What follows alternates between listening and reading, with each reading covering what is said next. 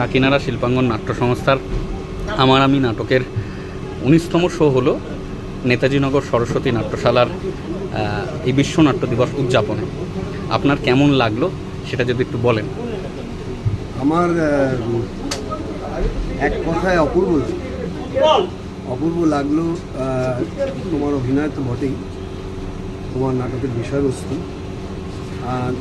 দেখতে দেখতে আমার মনে হচ্ছিল হয়তো তোমার যা বিষয়বস্তু নাটকের সেটা নয়, কিন্তু জেলখানার চিঠি বলে একটি কবিতা আছে, সেটাও জেলখানার মধ্যে বসেই পৃথিবী বিখ্যাত কবি তিনি লিখেছিলেন। আর তোমার এই যে ইন্টিমেট থিয়েটার কথাটা আজকে খুব ইয়ে হয়েছে, কিন্তু একজন অভিনেতা যখন অভিনয় করেন দর্শক এত কাছে, তখন তুমি যে স্বতঃস্ফূর্ততার সঙ্গে পুরোটা করলে আর যে গল্পটা বেরিয়ে এলো, এটা সমাজের গল্প।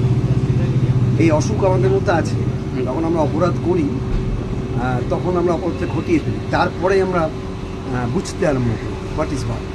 তো আমার এই জায়গাটা খুব ভালো লেগেছে, মানে খুব অনেস্টলি বললাম, খুব ভালো একটু করে এগিয়ে যাও, ভালো থেকো। Thank you.